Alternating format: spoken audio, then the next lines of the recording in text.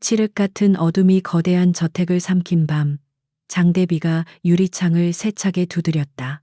그 소리는 마치 청암그룹 저택의 차가운 대리석 복도를 울리는 유일한 생명의 소리 같았다. 신지우는 2층 침실 창가에 서서 세상을 집어삼킬 듯한 빗줄기를 멍하니 바라보았다. 7개월째 접어든 무거운 배를 감싸 안은 그녀의 손이 미세하게 떨리고 있었다.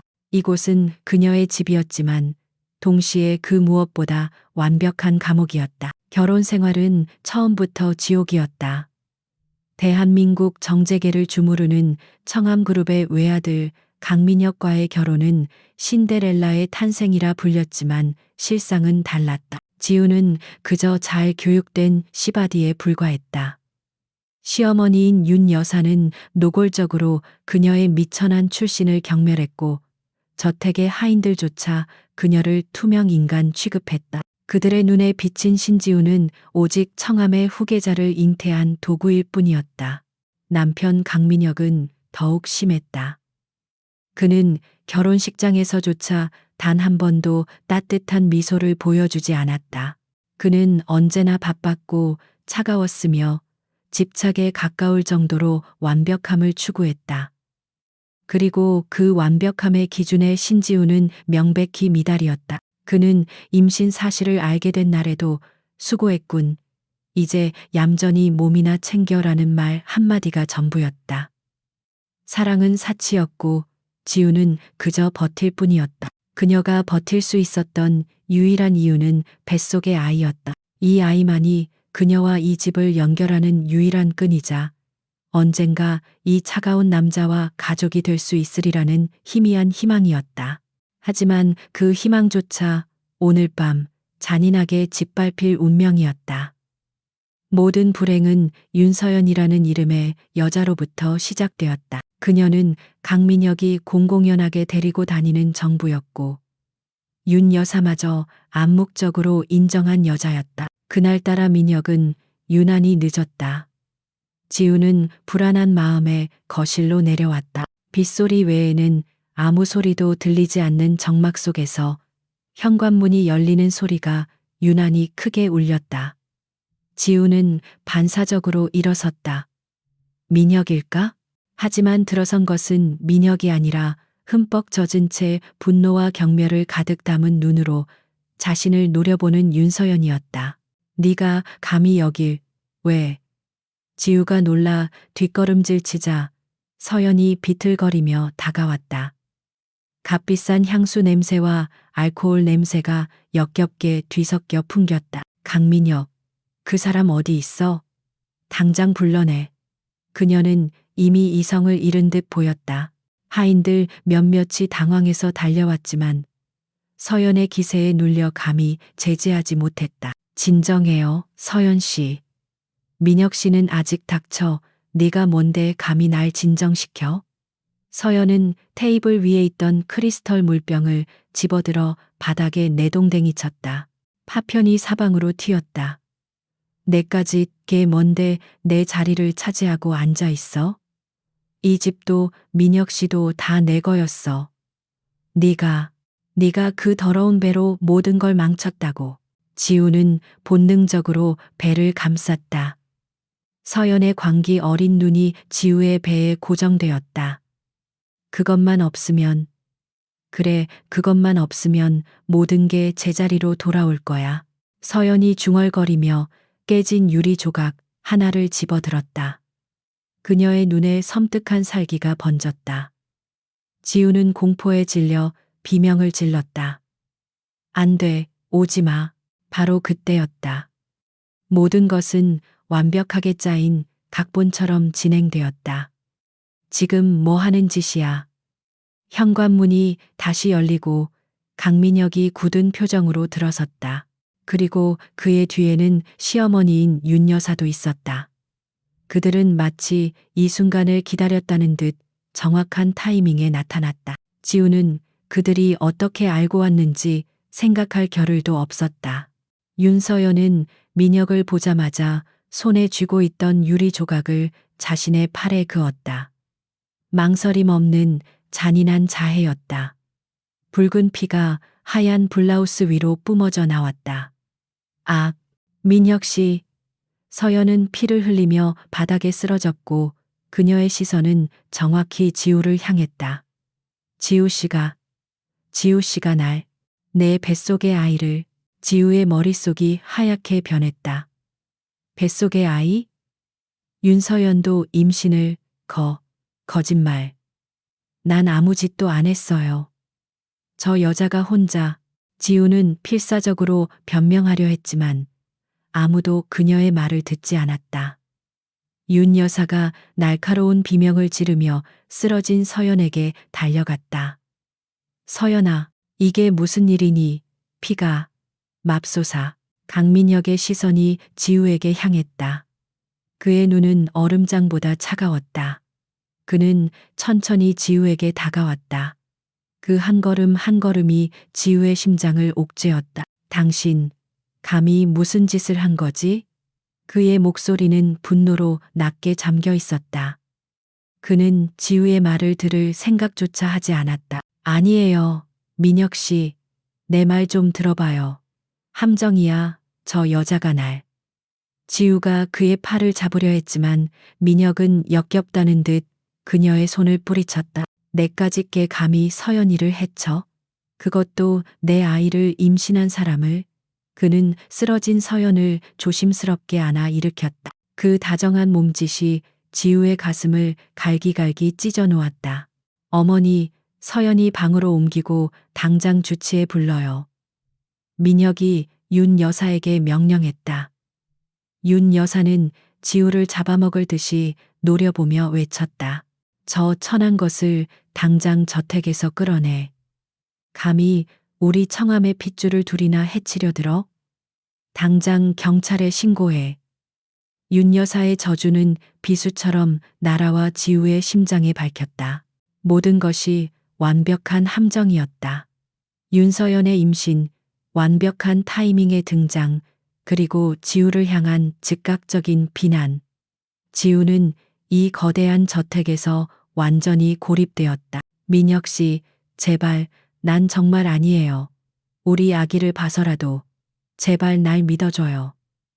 지우는 눈물을 흘리며 그에게 매달렸다. 민혁은 그런 지우를 경멸 어린 시선으로 내려다보았다. 내 뱃속의 아이? 그가 차갑게 비웃었다. 그게 정말 내 아이라는 보장은 있나? 당신처럼 천박한 여자가 어떤 짓을 했을지 누가 알아. 그 말은 사형 선고와도 같았다. 지우의 세상이 무너져 내렸다. 희미하게 붙잡고 있던 마지막 희망의 끈이 끊어지는 순간이었다. 아니야, 아니야. 어떻게 그런 말을. 지우는 충격으로 뒷걸음질 쳤다. 그녀의 등 뒤에는 저택의 중앙을 가로지르는 거대한 나선형 계단이 있었다. 차갑고 단단한 대리석 계단. 당신 같은 여자는 이 집에 있을 자격이 없어. 당장 내 눈앞에서 사라져. 민혁이 그녀에게 다가서며 위협적으로 말했다. 지우는 더 이상 물러설 곳이 없었다. 그녀의 발이 계단의 가장자리에 닿았다. 민혁 씨, 제발 이러지 마요. 그녀는 만삭의 배를 감싸 안고 애원했다. 하지만 민혁의 눈에는 일말의 동정심도 없었다. 오직 자신을 귀찮게 하는 장애물을 제거하려는 듯한 냉혹함 뿐이었다. 그때 윤 여사의 방으로 부축되어 가던 윤서연이 고개를 돌려 지우를 바라보았다. 그녀의 입가에 찰나의 순간 승리자의 잔인한 미소가 스쳐 지나갔다. 지우는 그것을 똑똑히 보았다. 이 모든 것이 저 여자의 계략이었음을 깨달았다. 안 돼. 지우는 민혁을 밀치고 어떻게든 그 진실을 알리려 했다. 하지만 이미 늦었다. 어딜 감히. 강민혁은 자신에게 손을 대려는 지우를 그 무거운 몸을 귀찮다는 듯이 온 힘을 다해 밀어냈다. 그의 손이 지우의 어깨를 강하게 가격했다. 아, 짧은 비명과 함께 지우의 몸이 균형을 잃었다. 시간은 끔찍하게 느려졌다. 그녀의 시야에 자신을 밀어내는 남편의 무표정한 얼굴과 그 뒤에서 만족스럽게 미소 짓는 윤서연의 모습, 그리고 자신을 경멸하며 바라보는 윤 여사의 얼굴이 차례로 스쳐 지나갔다. 거대한 샹들리에의 불빛이 눈부시게 부서졌다. 쿵, 쿵, 쿵. 지우의 몸은 무거운 짐짝처럼 대리석 계단을 굴러 떨어졌다. 둔탁한 충격이 온몸을 강타할 때마다 끔찍한 고통이 척추를 타고 흘렀다. 그리고 마지막 가장 끔찍한 충격과 함께 그녀의 몸이 1층 바닥에 내동댕이 쳐졌다. 싸늘한 대리석의 감촉, 온몸의 뼈가 부서지는 듯한 고통. 하지만 그보다 더 끔찍한 것은 다리 사이에서 울컥 쏟아지는 뜨거운 감각이었다. 지우는 떨리는 손을 아래로 가져갔다. 손에 묻어나는 것은 축축하고 끈적한 피였다. 순백의 대리석 바닥이 붉은 피로 빠르게 물들어갔다. 아, 아가야, 그녀의 마지막 희망, 그녀의 모든 것이었던 아이가 사라지고 있었다. 지우는 필사적으로 배를 움켜쥐었지만 생명은 핏물과 함께 빠져나가고 있었다. 저 멀리 민혁과 윤 여사, 그리고 윤서연의 모습이 흐릿하게 보였다. 그들은 그저 계단 위에서 이 끔찍한 광경을 무감각하게 내려다보고 있을 뿐이었다. 차가운 분노와 절망이 지우의 심장을 얼어붙게 만들었다. 강민혁, 윤서연, 윤 여사, 이 지옥 같은 청암 가문의 모든 사람들 절대로 용서하지 않겠어. 지우는 피에 젖은 입술로 그들의 이름을 저주했다. 그리고 마침내 모든 고통과 함께 그녀의 의식이 깊은 어둠 속으로 가라앉았다. 차가운 수술실 조명은 신지우의 창백한 얼굴 위로 무자비하게 쏟아졌다. 청암 그룹 소유의 최고급 VIP 병원이었지만 그곳의 공기는 저택의 대리석만큼이나 싸늘했다. 지우는 하인들의 손에 의해 처리 대상으로 실려왔다. 강민혁이나 윤 여사는 콧배기도 비치지 않았다. 그들에게 지우는 이미 바닥에 쏟아진 피와 함께 치워버려야 할 오물에 불과했다. 수술은 길고도 절망적이었다. 집도인은 청암그룹의 주치의였고 그의 이마에는 식은땀이 가득했다. 환자의 생명보다 강민혁의 심기를 더 두려워하는 자였다. 제길, 출혈이 안 잡혀 아이는 포기해. 산모라도 살려야. 아니, 산모도 위험하다. 집도의의 중얼거림이 수술실의 기계음 사이로 흩어졌다. 결국 아이는 차가운 의료용 트레이 위에서 작은 생명을 마감했다. 7개월간 지우의 유일한 희망이었던 존재는 그렇게 세상의 빛도 보지 못하고 사라졌다. 지우는 가까스로 목숨은 건졌지만 뇌에 가해진 심각한 충격으로 인해 깊은 혼수 상태에 빠졌다. 그녀의 뇌파는 생명 유지를 위한 최소한의 신호만을 보낼 뿐 의식은 돌아오지 않았다. 소식은 즉시 저택으로 보고되었다. 강민혁은 자신의 서재에서 값비싼 위스키를 홀짝이고 있었다. 윤서연은 상처 입은 팔에 붕대를 감은 채 만족스러운 미소를 숨기며 그의 곁에 앉아 있었다. 그 여자 혼수 상태라고 합니다. 아이는 유산되었고요. 비서의 보고에 민혁은 눈썹 하나 까딱하지 않았다. 잘 됐네. 골칫거리가 한 번에 사라졌어. 윤서연이 콧노래를 불렀다. 그녀의 연기는 완벽했다.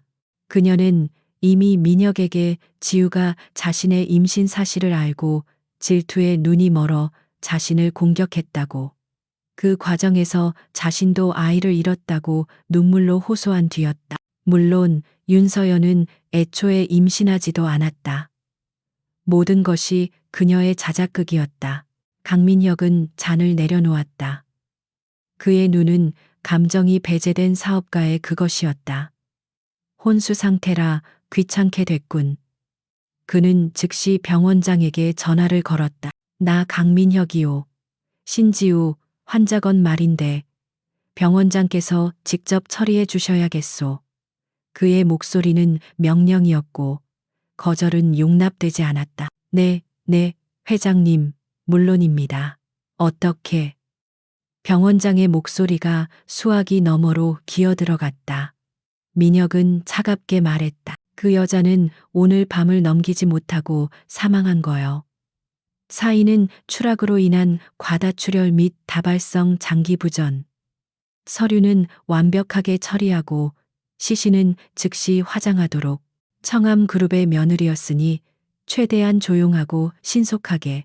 그것은 살인교사나 다름없었다.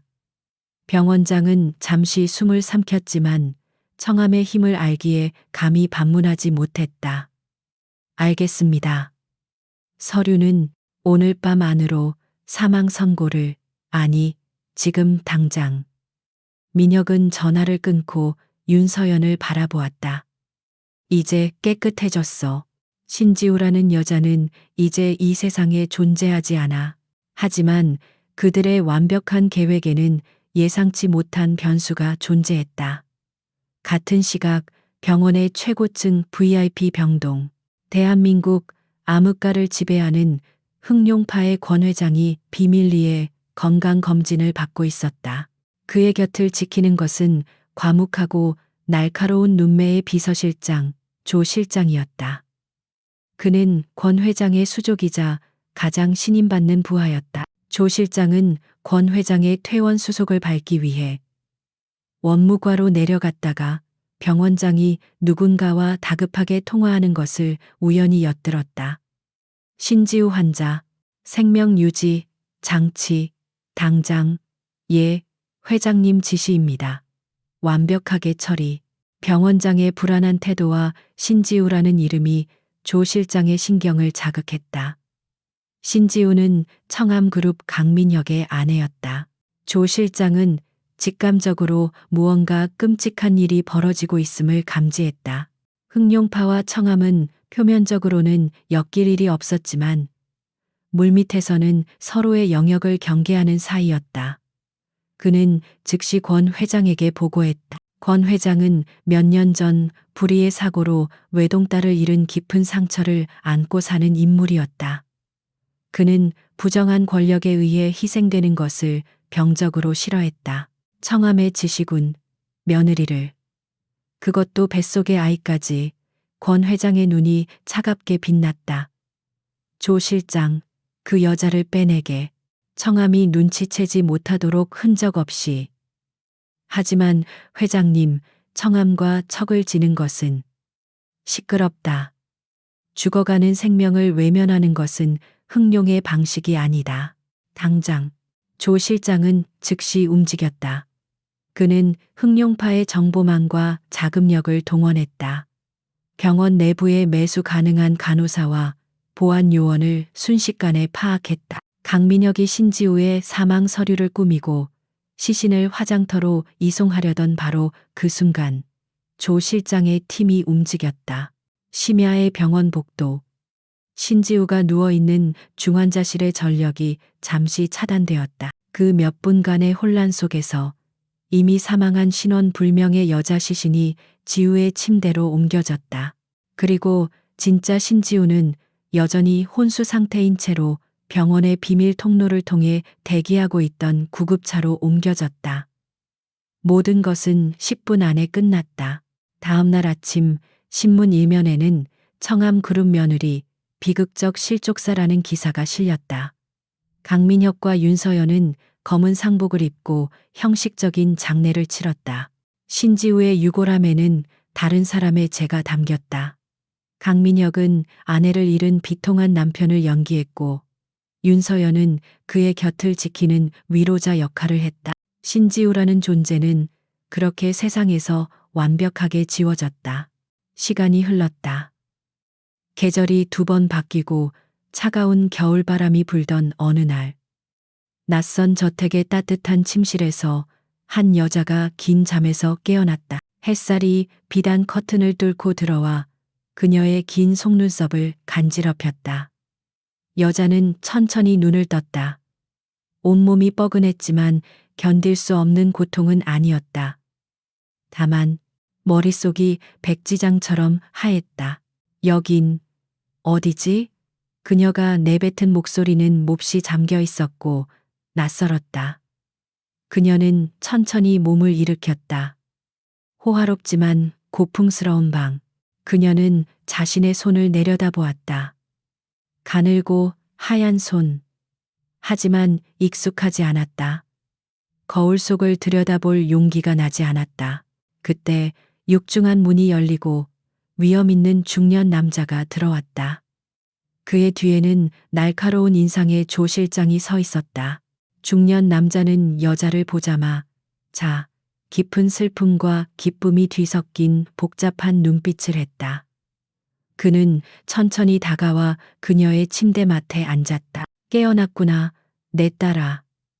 남자의 목소리는 낮고 힘이 있었지만 그 끝은 떨리고 있었다. 여자는 혼란스러운 눈으로 그를 바라보았다. 딸, 저는 누구죠? 아무것도 기억나지 않아요. 그녀의 눈에 공포가 어렸다. 자신의 이름조차, 자신이 누구인지조차 알 수 없었다. 남자는, 권 회장은 그녀의 손을 부드럽게 감싸 쥐었다. 그는 이 순간을 위해 모든 이야기를 준비해 두었다. 너는 끔찍한 사고를 당했단다. 모든 기억을 잃었지. 하지만 괜찮다. 내가 널 찾았으니까. 그는 그녀의 뺨을 쓰다듬으며 말했다. 내 이름은 아리아, 권아리아다. 내가 내 아버지다. 아리아. 그 이름은 낯설었지만 여자는, 지우는 반박할 힘도 기억도 없었다. 그녀는 그저 이 혼돈 속에서 자신을 붙잡아줄 무언가가 필요했다. 그녀는 자신을 아버지라 부르는 남자의 따뜻한 손길에 의지했다. 아리아, 제 이름이 아리아군요. 권 회장은 그녀를 깊이 끌어안았다. 이 거짓말은 그의 잃어버린 딸에 대한 그리움에서 시작되었지만 이제는 청함에 대한 분노와 이 가여운 여인에 대한 연민으로 변해 있었다. 그래, 넌 내 소중한 딸, 아리아다. 이제 아무도 널 해치지 못할 거다. 이 아비가 지켜줄 테니. 신지우는 죽었다. 그리고 오늘 흑룡파권 회장의 외동딸 권 아리아가 태어났다. 그녀의 과거는 백지였지만 그녀의 미래는 이미 복수의 그림자로 물들기 시작하고 있었다. 아리아의 새로운 삶은 짙은 안개 속에서 시작되었다. 그녀가 눈을 뜬 방은 대통령의 침실이라 해도 믿을 만큼 호화로웠지만 그녀의 마음은 텅 비어 있었다. 기억은 잔해조차 남아있지 않았고 권아리아라는 이름은 메아리처럼 낯설게 맴돌았다. 거울 속 여자는 창백하고 연약했으며 그녀가 아는 나가 아니었다. 권 회장은 극진했다. 그는 매일 아침 저녁으로 그녀의 방을 찾았다. 그의 눈에는 잃어버린 딸을 되찾은 아버지의 광기 어린 기쁨과 깊은 슬픔이 공존했다. 그는 그녀에게 과거 아리아가 좋아했던 음식, 읽었던 책, 즐겨 듣던 음악들을 쉴 새 없이 가져다 주었다. 하지만 그것들은 현재의 그녀에게 아무런 울림도 주지 못했다. 아리아, 이것 좀 보거라. 네가 어릴 적 가장 아끼던 오르골이란다. 권 회장이 건넨 정교한 오르골에서는 맑은 소리가 흘러나왔다. 아리아는 그것을 받아들었지만 아무런 감흥도 떠오르지 않았다. 그녀는 그저 예의 바르게 미소 지으며 자신을 아버지라 부르는 이 남자를 실망시키지 않으려 애썼다. 그녀의 재활은 최고 의료진의 도움으로 체계적으로 진행되었다. 근육은 서서히 힘을 되찾았지만 마음의 공허함은 채워지지 않았다. 의사는 외상 후 기억 상실증이라 진단했다. 어쩌면 영원히 기억이 돌아오지 않을 수도 있다고 했다. 권 회장은 그 말을 듣고 오히려 안도하는 듯 보였다. 그는 신지우의 과거보다 권 아리아라는 현재가 더 중요했다. 저택은 거대하고 고요했다. 수많은 하인들과 검은 양복을 입은 남자들이 그림자처럼 움직였다. 그들은 모두 아리아에게 극도로 깍듯하게 아가씨라 불렀지만 그들의 눈에는 호기심과 알 수 없는 두려움이 섞여 있었다. 아리아는 자신이 발을 디딘 이 세계가 평범한 곳이 아님을 본능적으로 깨달았다. 이곳은 흑룡, 대한민국 암흑가를 지배하는 거대 조직의 심장이었다. 아리아가 어느 정도 회복하여 저택 안을 자유롭게 거닐 수 있게 되었을 때 그녀는 그 남자와 마주쳤다. 권태수, 권 회장이 양아들처럼 아끼는 흑룡파의 2인자이자 조직의 모든 실무를 관장하는 냉철한 전략가였다. 그는 회장의 서재에서 나오는 길이었고 아리아와 복도에서 정면으로 마주쳤다. 그의 시선은 날카로운 얼음 조각 같았다. 권 회장이나 저택의 다른 사람들이 보내는 동정이나 호기심과는 전혀 다른 종류의 것이었다. 그는 아리아를 위아래로 훑어보았다. 그 눈빛은 그녀의 존재 자체를 의심하고 분석하고 경계하고 있었다. 아리아는 자신도 모르게 몸을 움츠렸다. 몸은 좀 괜찮으십니까, 아가씨? 태수의 목소리는 낮고 묵직했지만 아가씨라는 단어에 담긴 미묘한 가시를 아리아는 느낄 수 있었다. 그는 그녀를 권 회장의 딸로 인정하지 않았다. 그는 그녀를 회장의 약점을 파고든 정체불명의 여자 혹은 그저 운 좋은 생존자로 취급했다. 네, 덕분에요. 아리아는 간신히 대답했다. 태수는 아무 말 없이 그녀를 스쳐 지나갔다. 그가 지나간 자리에는 차가운 긴장감이 남았다. 아리아는 그 남자가 자신을 싫어한다는 것을, 그리고 이 저택에서 자신이 온전한 환영을 받는 존재가 아님을 깨달았다. 권태수, 그는 이 호화로운 감옥에 보이지 않는 감시자였다. 권 회장은 태수에게 아리아를 친동생처럼 돌봐주라고 신신당부했다.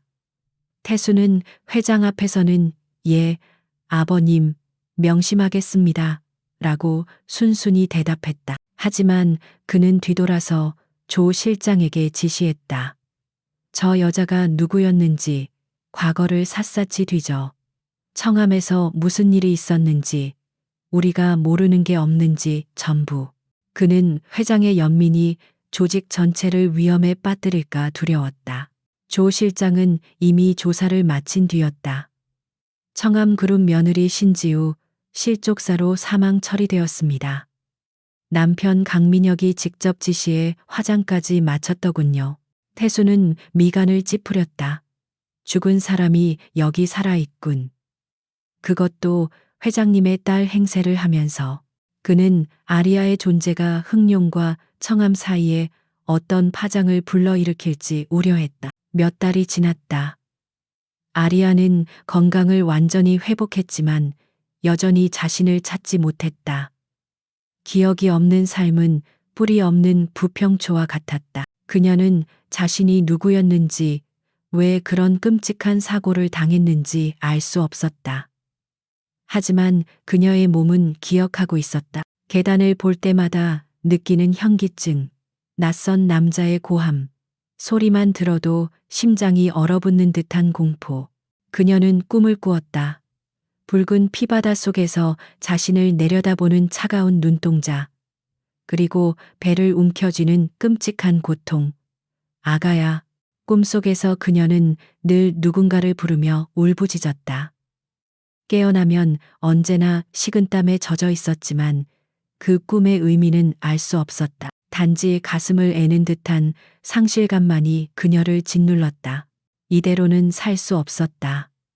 권 회장의 인형으로, 권태수의 경계 대상으로, 과거도 미래도 없는 유령으로 살아갈 수는 없었다. 그녀는 결심했다. 자신이 누구였는지 기억해낼 수 없다면 적어도 지금의 나를 지킬 수 있는 힘을 가져야 했다. 이 저택은 안전했지만 그녀는 본능적으로 세상이 자신에게 적대적이라는 것을 느꼈다. 어느 날 밤 아리아는 권 회장의 서재를 찾았다. 그는 조직의 장부들을 검토하고 있었다. 아리아는 그의 앞에 꼿꼿이 섰다.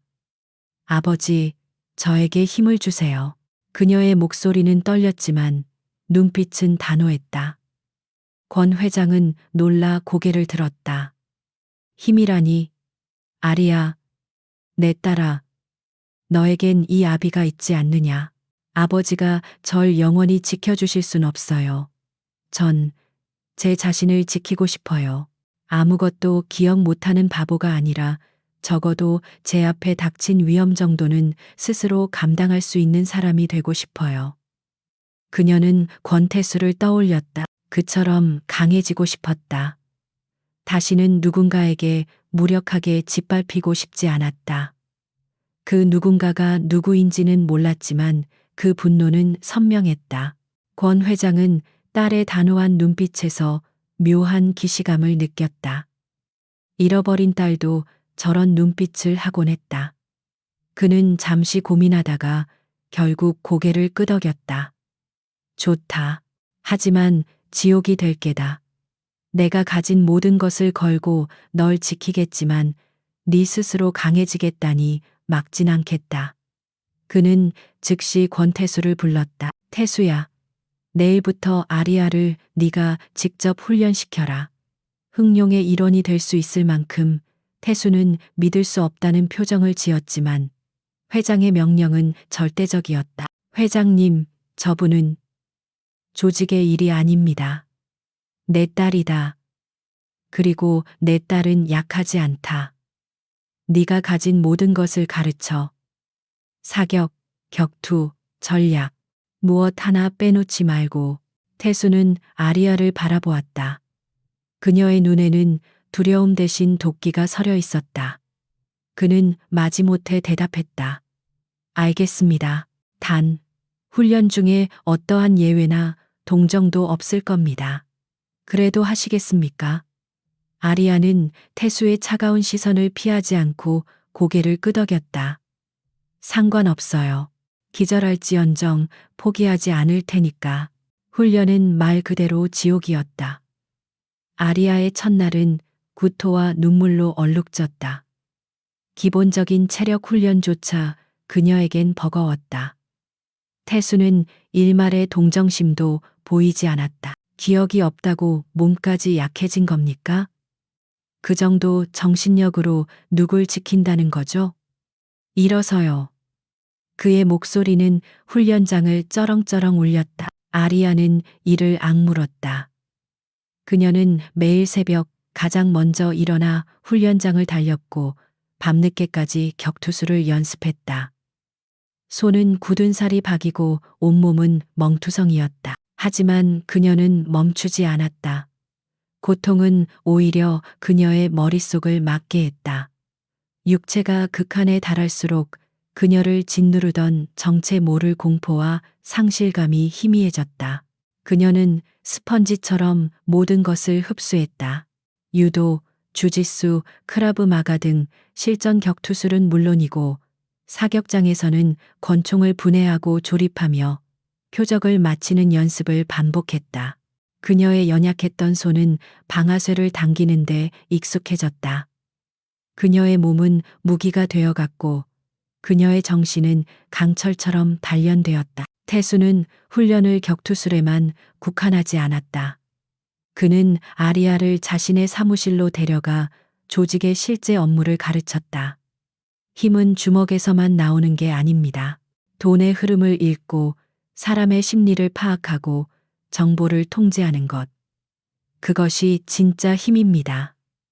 그는 그녀에게 재무, 법률, 정보 분석, 심리전까지 가르쳤다. 아리아의 연약했던 눈빛은 점차 날카롭고 차가워졌다. 그녀는 더 이상 청함의 저택에서 떨던 신지우가 아니었다. 그녀는 흥룡의 훈련장에서 단련된 냉철한 두뇌와 단련된 육체를 지닌 아리아로 다시 태어나고 있었다. 그녀는 이제 와인잔을 든 손으로 상대방의 목을 부러뜨릴 수 있었고 부드러운 미소 뒤에 날카로운 전략을 숨길 수 있었다. 태수의 시선도 점차 바뀌어 갔다. 처음의 경멸은 놀라움으로 그리고 나중에는 복잡한 인정으로 변해갔다. 그는 그녀의 안에 숨겨진 강철 같은 의지를 보았다. 그녀는 단순한 생존자가 아니었다. 그녀는 불 속에서 재련된 칼날이었다. 그는 어느덧 그녀를 단순한 회장님의 딸이 아닌 잠재력을 지닌 파트너로 보기 시작했다. 그렇게 3년이라는 시간이 흘렀다. 아리아는 과거의 흔적을 찾아볼 수 없을 정도로 완벽하게 변해 있었다. 그녀는 흑룡파의 합법적인 사업체인 골드 드래곤 캐피탈의 수석 애널리스트라는 직함을 달고 있었지만 조직 내부에서는 그녀를 공주이자 그림자라 불렀다. 그녀는 권 회장의 절대적인 신임과 권태수의 인정을 동시에 받는 유일한 존재가 되었다. 어느 날 훈련을 마친 아리아에게 태수가 다가왔다. 내일 저녁 VVIP 파티가 있습니다. 회장님을 대신해서 저와 함께 가셔야겠습니다. 아리아는 땀을 닦으며 무심하게 물었다. 누가 주최하는 거죠? 태수는 잠시 망설이다가 대답했다. 청암그룹의 강민혁입니다. 그들의 새로운 리조트 사업을 축하하는 자리입니다. 아리아의 손이 순간 멈칫했다. 청암그룹, 강민혁. 그 이름들은 낯설었지만 그 단어를 듣는 순간 심장 깊은 곳에서 차가운 얼음 송곳이 찌르는 듯한 통증이 느껴졌다. 그녀의 가슴 속에 잠들어 있던 이름 모를 분노가 천천히 고개를 들기 시작했다. 청암, 강민혁. 좋네요. 꼭 가보고 싶어요. 시간은 물처럼 흘러 3년이 지났다.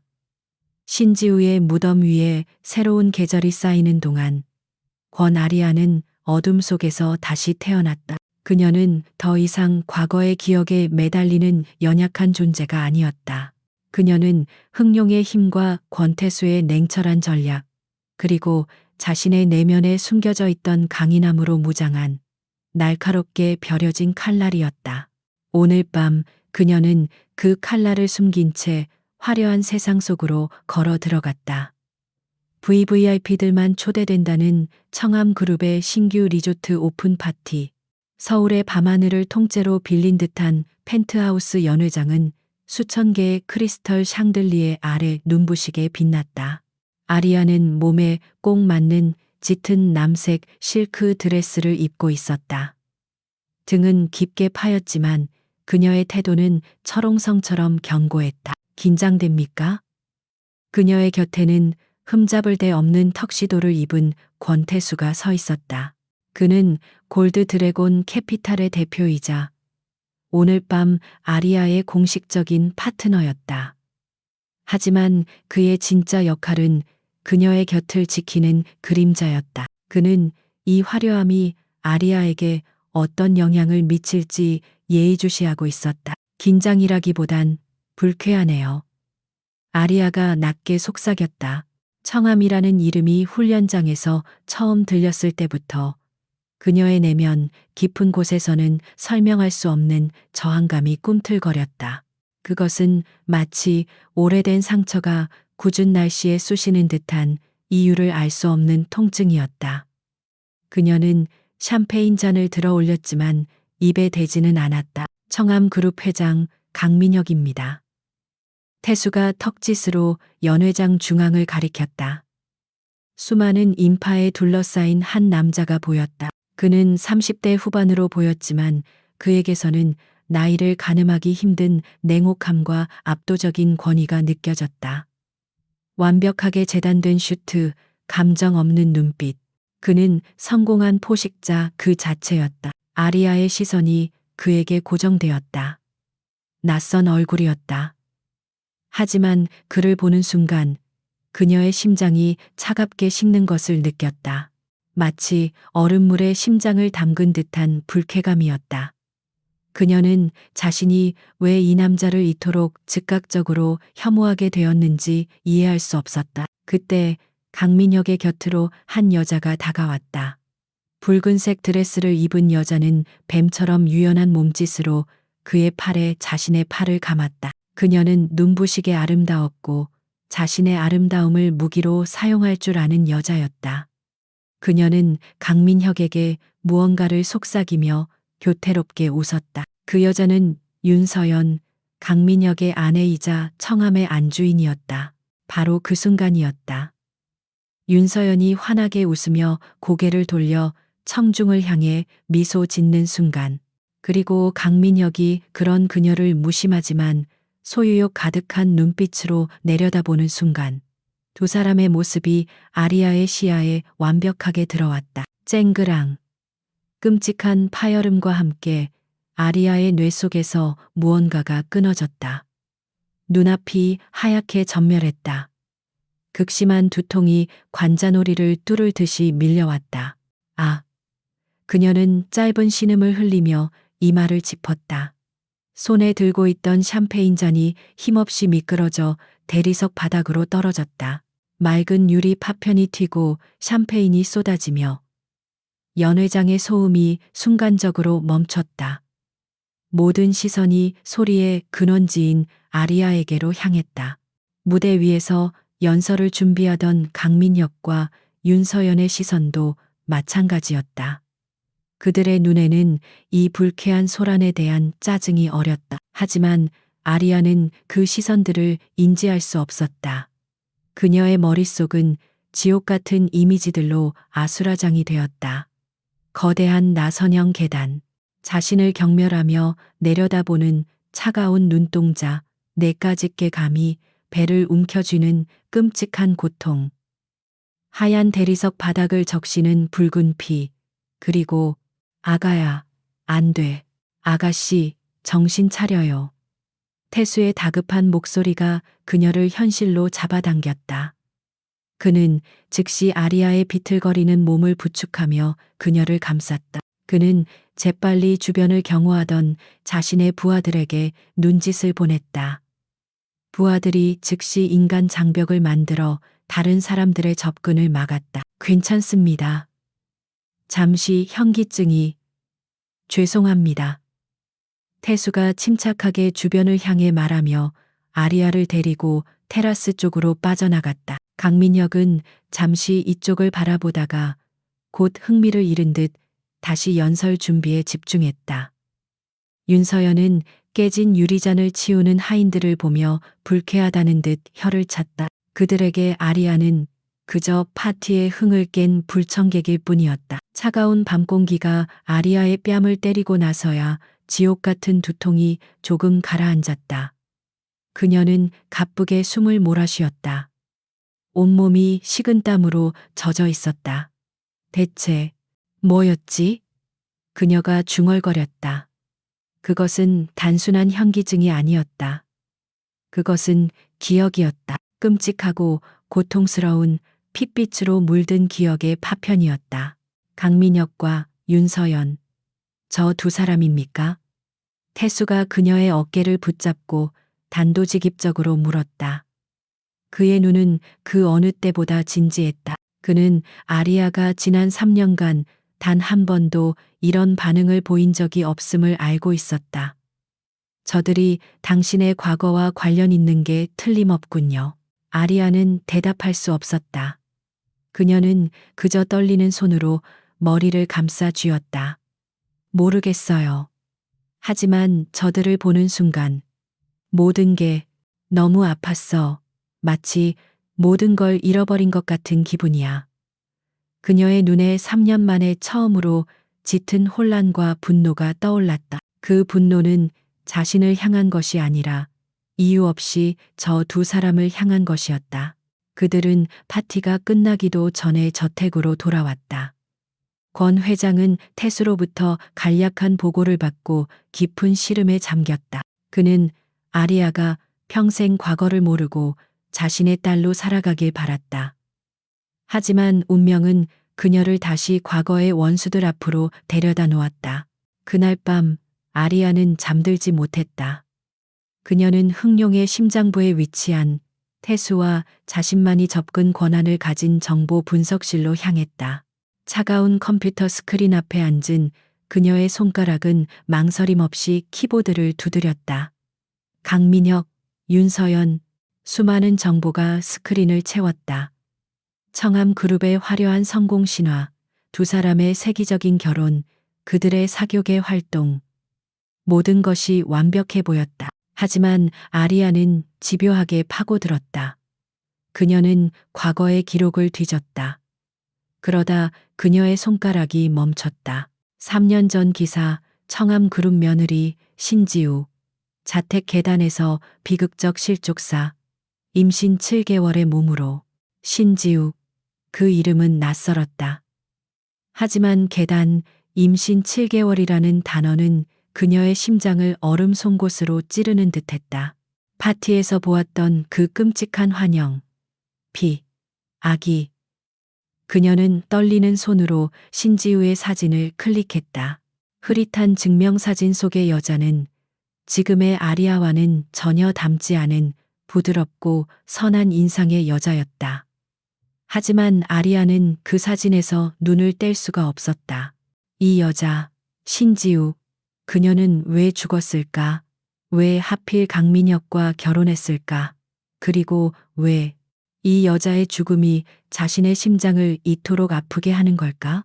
아리아는 자신도 모르게 신지우라는 이름을 나지막이 읊조렸다. 신지우. 그 이름을 입에 담는 순간 파티장에서 느꼈던 것과는 또 다른 깊고 차가운 슬픔과 형언할 수 없는 분노가 그녀의 영혼을 잠식하기 시작했다. 이것은 단순한 두통이 아니었다. 이것은 잃어버린 영혼의 울부짖음이었다. 그녀는 즉시 흥룡의 가장 은밀한 정보팀에 연락했다. 나 권아리아다. 3년 전 사망한 신지우라는 여자에 대해 모든 것을 알아내. 그녀의 출생부터 죽음까지, 그리고 강민혁과 윤서연이 그녀의 죽음과 어떻게 관련되어 있는지 사소한 것 하나도 빠짐없이. 그녀의 목소리는 얼음처럼 차가웠다. 기억은 돌아오지 않았지만 복수의 본능이 깨어났다. 아리아는 스크린 속에서 행복하게 웃고 있는 강민혁과 윤서연의 사진을 노려보았다. 설명할 수 없는 증오가 그녀의 전 존재를 불태웠다. 당신들이 누구든 무슨 짓을 했든 내가 반드시 밝혀내겠어. 청암 그룹 파티가 있었던 그날 밤 이후 권아리아는 변했다. 그녀의 일상을 지배하던 강철 같은 규율은 맹목적인 집착으로 대체되었다. 새벽 훈련은 중단되었고 격투술 연습장 대신 흥룡의 정보 분석실이 그녀의 새로운 거처가 되었다. 그녀는 밤낮을 가리지 않고 차가운 스크린을 응시했다. 화면 가득 신지우의 짧았던 생애와 강민혁, 윤서연의 화려한 궤적이 교차하며 떠올랐다. 권태수는 그 변화를 가장 먼저 그리고 가장 날카롭게 감지했다. 아리아는 더 과묵해졌고 그녀의 눈빛은 이전의 냉철함을 넘어선 위험한 광기로 번들거렸다. 그녀는 음식을 거부했고 잠을 잤는지조차 의심스러울 만큼 창백해졌다. 그녀는 마치 유령, 즉 신지우라는 죽은 여자의 망령에 사로잡힌 듯 보였다. 태수는 처음 며칠간 그녀를 지켜보았다. 그가 3년간 단련시킨 아리아는 감정에 휘둘리는 여자가 아니었다. 하지만 지금 그녀는 거대한 분노의 소용돌이 속으로 스스로 걸어 들어가고 있었다. 태수는 이것이 단순한 호기심이 아님을 알았다. 이것은 복수심이었고 그 대상은 대한민국에서 가장 강력한 권력 중 하나인 청암그룹이었다. 이대로 두면 아리아는 물론 그녀를 딸로 여기는 권 회장과 흥룡 조직 전체가 위험해질 수 있었다. 어느 날 새벽 3시 태수는 더 이상 방관할 수 없다고 판단했다. 그는 정보 분석실의 문을 열었다. 방 안은 담배 연기가 아니라 싸늘한 기계 발열과 아리아의 차가운 분노로 가득 차 있었다. 아리아는 수백 장의 자료에 둘러싸인 채 모니터를 노려보고 있었다. 그녀의 턱선은 날카로워졌고 눈은 충혈되어 있었다. 그만하면 됐습니다.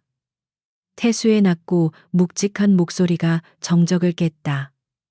아리아는 고개조차 돌리지 않았다. 그녀의 시선은 3년 전 신지우의 사망 진단서에 고정되어 있었다. 무엇을 그만하라는 거죠? 그녀의 목소리는 쇳소리처럼 갈라져 있었다. 태수가 그녀의 앞으로 다가가 책상 위의 자료들을 거칠게 쓸어 넘겼다. 강민혁의 사진, 윤서연의 동선 보고서, 청암의 주가 그래프가 바닥으로 흩어졌다. 이 집착 말입니다.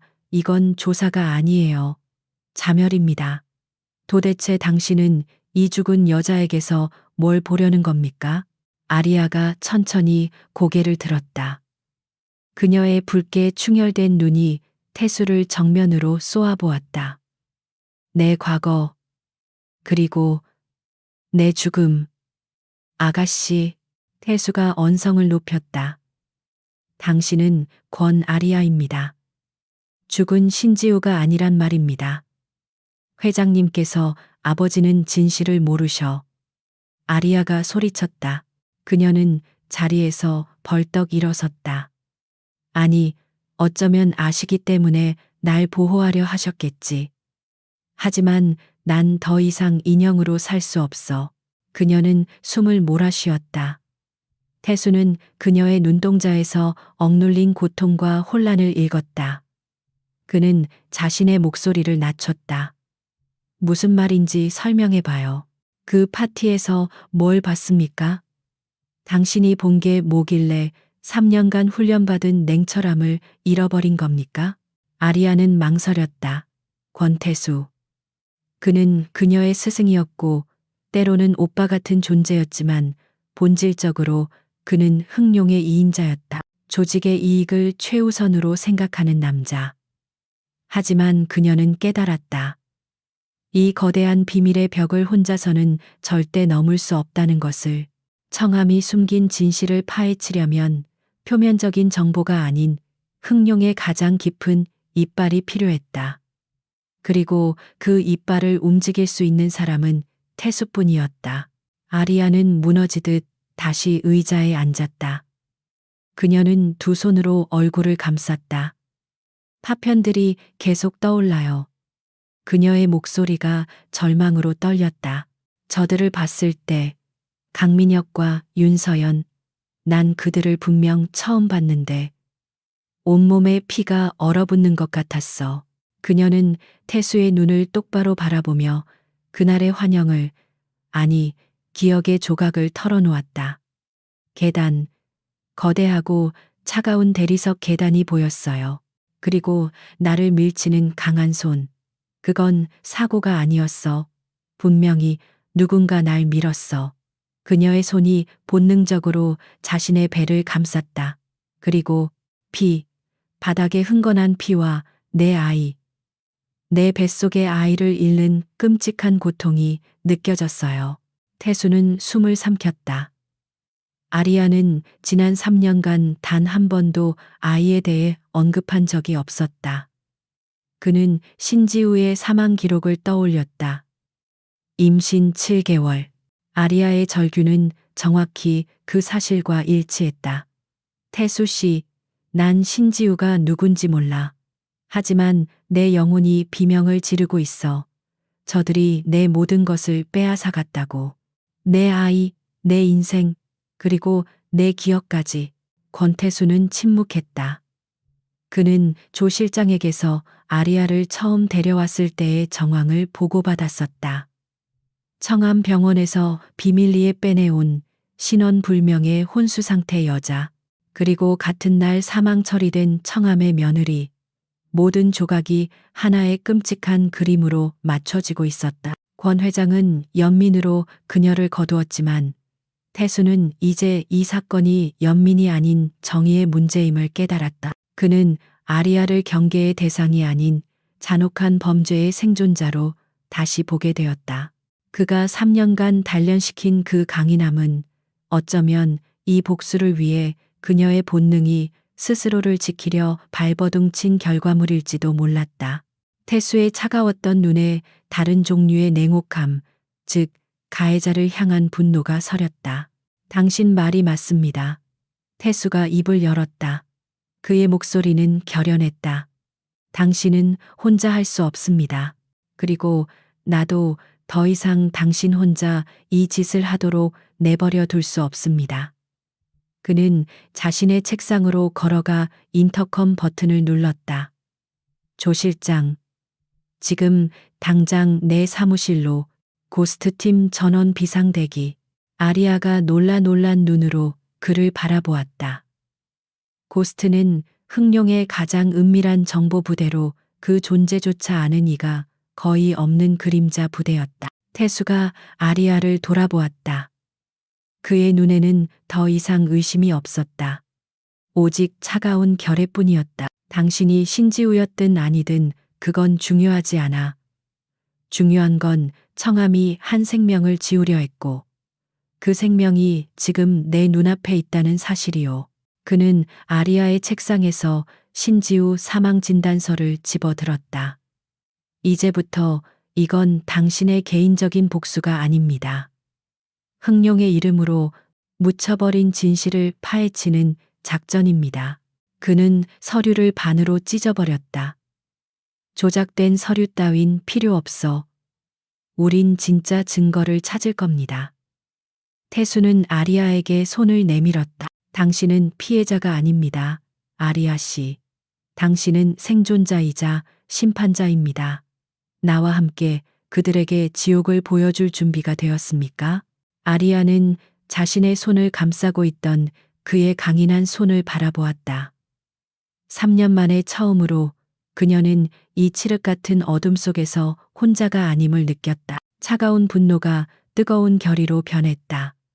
그녀는 태수의 손을 굳게 잡았다. 지옥이 아니라 그들이 마땅히 받아야 할 대가를 치르게 할 거예요.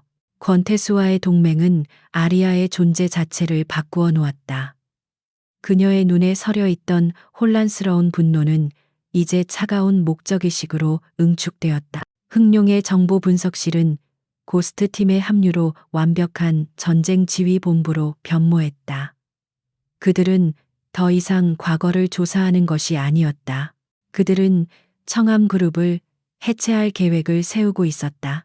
물리적인 타격은 하책입니다. 태수가 거대한 스크린을 가리키며 말했다.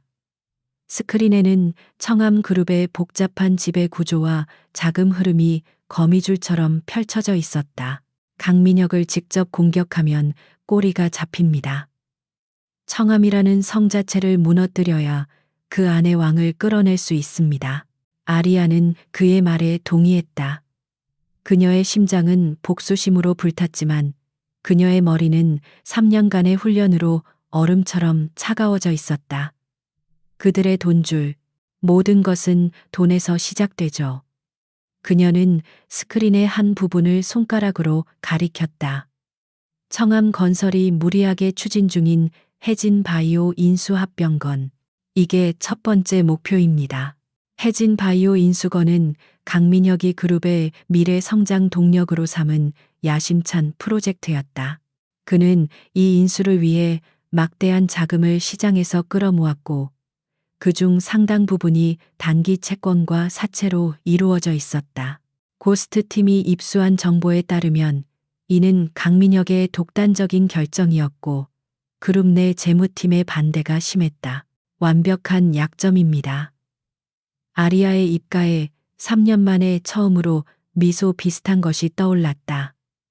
그것은 기쁨이 아닌 사냥감을 찾은 포식자의 냉혹한 미소였다. 강민혁은 성공에 취해 오만해졌어요. 자신의 제국이 절대 무너지지 않을 거라 믿고 있죠. 그 믿음을 뿌리부터 갉아먹을 겁니다. 태수는 아리아의 전략적인 안목에 감탄했다. 그녀는 단순히 감정에 휘둘리는 복수자가 아니었다. 그는 그녀의 눈에서 3년 전 자신을 처음 만났을 때의 그 도끼를 다시 보았다. 계획은 그가 짧게 물었다. 아리아는 스크린에 새로운 차트를 띄웠다. 1단계, 그들의 채권을 우리가 매입합니다. 골드 드래곤 캐피탈의 이름으로 시장에 풀린 단기 채권을 조용히 그리고 최대한 많이. 작전은 즉시 시작되었다. 권 아리아라는 이름은 금융계의 혜성처럼 등장했다. 그녀는 권태수가 대표로 있는 골드 드래곤 캐피탈의 신비로운 대주주로 알려졌다. 아무도 그녀의 실체를 몰랐지만 그녀가 움직이는 자금의 규모는 시장을 긴장시키기에 충분했다. 흥룡의 막대한 검은 돈이 그녀의 지휘 아래 합법적인 투자금으로 세탁되어 움직였다. 아리아는 마치 오케스트라 지휘자처럼 자금의 흐름을 통제했다. 그녀는 며칠 밤낮으로 모니터 앞을 지켰다. 그녀의 지시에 따라 골드 드래곤 캐피탈은 스위스와 케이맨 제도에 위치한 여러 개의 유령 회사를 통해 청암의 채권을 닥치는 대로 사들였다. 청암 측에서는 자신들의 부채가 하나의 거대한 손으로 집중되고 있다는 사실을 전혀 눈치채지 못했다. 강민혁은 언제나처럼 오만했다. 그는 자신의 계획에 감히 누군가 회방을 놓으리라고는 상상조차 하지 못했다. 그는 해진 바이오 인수를 축하하는 샴페인을 미리 터뜨릴 준비를 하고 있었다. 그는 자신의 발밑에서 거대한 싱크홀이 파헤쳐지고 있음을 알지 못했다. 채권 매입률 40% 돌파했습니다. 조 실장이 보고했다. 청암이 발행한 단기 채권의 거의 절반이 아리아의 손에 들어온 것이다. 아리아는 고개를 끄덕였다. 좋아요. 이제 2단계로 넘어갑니다. 시장에 소문을 퍼뜨려요. 해진 바이오의 신약 임상 3상이 실패했다는 루머를. 그녀는 이미 고스트 팀을 통해 해진 바이오의 연구 데이터에 접근해 작은 결함을 찾아낸 뒤였다. 루머는 치명적이었다. 익명의 애널리스트 리포트 형식을 띤 루머는 주식시장 개장과 동시에 빠르게 퍼져나갔다. 해진 바이오, 임상 데이터 조작 의혹, 청암그룹의 인수의 적신호. 헤드라인은 자극적이었고 타이밍은 완벽했다. 해진 바이오의 주가가 폭락하기 시작했다. 공포에 질린 투자자들이 주식을 내던졌다. 당연히 청암그룹의 주가도 직격탄을 맞았다. 인수합병에 대한 기대감으로 부풀려졌던 주가는 곤두박질 쳤다. 강민혁이 인수를 위해 설정한 주식 스와프 비율이 깨지면서 인수 비용은 천문학적으로 불어나기 시작했다. 그는 이 모든 것이 누군가의 의도적인 주가 조작임을 직감했다. 찾아내, 당장. 청암그룹 회장실에서 강민혁의 고함 소리가 터져 나왔다. 최고급 이탈리아 가구로 채워진 방의 공기가 얼어붙었다. 그는 재무이사에게 두꺼운 서류철을 집어던졌다. 어느 놈이 이런 장난질을 치는 거야? 당장 루머 유포자를 색출하고 주가 방어에 모든 자금을 투입해. 하지만 아리아의 공격은 거기서 그치지 않았다. 그녀는 이제 청암의 가장 큰 채권자 중 하나였다. 지금입니다.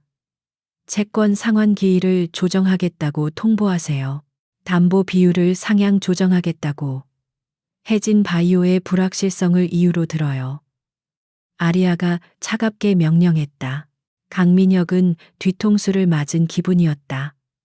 시장은 루머로 흔들리고 주가는 폭락하는데 믿었던 채권단. 그것도 골드 드래곤 캐피탈이라는 생전 처음 들어보는 회사가 갑자기 자금줄을 조여오기 시작한 것이다. 그는 해진 바이오 인수를 위해 당장 추가 자금이 필요했지만 이제는 기존의 빚을 갚기도 버거워졌다. 골드 드래곤. 그놈들 정체가 뭐야? 강민혁이 으르렁거렸다. 비서실은 분주하게 움직였지만 골드 드래곤 캐피탈은 철저하게 베일에 쌓여 있었다. 대표는 권태수였지만 실소유주는 아리아 콘이라는 이름뿐 그 이상의 정보는 없었다. 그들은 합법적인 투자 회사였고 합법적인 권리를 행사하고 있었다. 윤서연은 이 심각성을 전혀 알지 못했다. 그녀는 새로 주문한 수억 원대의 다이아몬드 목걸이가 배송 지연된다는 말에 거실에서 히스테리를 부리고 있었다. 여보, 도대체 비서실에서 왜 내 카드를 정지시킨 거죠? 이까짓 게 얼마나 한다고. 당장 풀어줘요. 강민혁은 처음으로 아내를 향해 참을 수 없는 짜증을 느꼈다. 지금 그딴 게 문제야? 당분간 자숙해. 누군가 우리를 흔들고 있어. 골칫거리 만들지 말고 조용히 있어. 그의 냉정한 말에 윤서연은 입을 다물었지만 그 눈에는 불만이 가득했다. 그녀는 자신의 안락한 삶이 위협받고 있음을 어렴풋이 느끼기 시작했다. 그 시각 골드 드래곤 캐피탈의 어두운 지휘 본부. 아리아는 청암그룹의 주가가 파란색 하락 곡선을 그리는 것을 무표정하게 바라보고 있었다. 모니터 불빛이 그녀의 차가운 얼굴을 비췄다. 3년 전 그가 자신을 밀어버렸던 그 무감각한 손길처럼 그녀는 이제 그의 제국을 벼랑 끝으로 밀어내고 있었다. 강민혁이 반응하기 시작했습니다. 우리 쪽 자금 출처를 캐고 있습니다. 태수가 보고했다. 아리아는 눈도 돌리지 않고 대답했다. 늦었죠. 그는 이미 함정 안에 들어왔어요. 그는 우리가 누군지 절대 모를 겁니다. 그저 자신의 오만함 때문에 무너지고 있다고 생각하겠죠. 그녀는 텅 빈 배를 무의식적으로 쓸어내렸다. 잃어버린 아이에 대한 고통은 사라지지 않았지만 이제 그 고통은 복수를 위한 연료가 되었다. 그 고통이 그녀를 더욱 강하고 냉정하게 만들었다. 이건 시작일 뿐이에요. 아리아가 일어섰다. 그녀의 시선은 서울의 야경, 그 중에서도 가장 높이 솟은 청암그룹의 빌딩을 향해 있었다. 그가 가장 신뢰하는 것부터 하나씩 전부 빼앗을 겁니다. 그가 나에게 그랬던 것처럼 돈, 명예, 그리고 윤서연까지. 첫 번째 공격은 성공했다. 청암의 견고한 성에 첫 번째 균열이 생겼다. 강민혁과 윤서연은 아직 몰랐다. 이것이 단순한 기업 사냥꾼의 공격이 아니라 그들이 3년 전에 자신들의 손으로 직접 지워버렸다고 믿었던 망령의 처절한 복수극이라는 것을. 청암그룹을 향한 첫 번째 공격은 성공적이었다. 해진 바이오 인수건은 강민혁의 오만함에 가려진 아킬레스건이었고 아리아는 정확히 그곳을 찔렀다. 청암의 주가는 연일 폭락했고 강민혁은 천문학적인 자금을 쏟아부으며 주가를 방어하고 채권단의 상환 압박을 막아내야 했다. 그의 제국은 겉으로는 여전히 화려했지만 내부에서는 이미 붕괴가 시작되고 있었다. 강민혁은 짐승처럼 날카로워졌다. 그는 밤낮으로 사무실을 지켰고 사소한 실수에도 임원들에게 재떨이를 집어 던졌다. 그는 골드 드래곤 캐피탈이라는 유령 같은 적수를 추적하려 했지만 그들은 합법의 경계선에서 그를 조롱하며 빠져나갔다. 그는 자신이 거대한 그물에 걸려들었음을 직감했지만 그물을 짠 사냥꾼의 정체는 알 수 없었다. 아리아는 그런 강민혁의 반응을 실시간으로 보고받고 있었다. 그녀는 흥룡의 지휘 본부에서 차가운 스크린을 응시했다. 돈은 그를 고통스럽게 할 뿐 무너뜨리진 못해요. 강민혁 같은 인간은 돈보다 더 소중한 것을 잃었을 때 비로소 무너지죠. 바로 신뢰입니다. 그녀가 권태수를 돌아보며 말했다. 태수는 그녀의 전략에 동의했다. 두 사람 사이 말이군요. 강민혁과 윤서연, 그들은 사랑이 아니라 탐욕과 필요로 묶여 있습니다. 그 고리를 끊어야 합니다. 그는 이미 아리아의 다음 계획을 위해 고스트 팀을 준비시켰다. 이제부터는 돈의 전쟁이 아닌 심리전이었다. 작전은 두 갈래로 진행되었다. 첫 번째 목표는 윤서연. 그녀는 모든 것을 가졌지만 그 모든 것이 신지우의 죽음 위에 세워졌다는 죄책감과 불안감을 안고 사는 여자였다.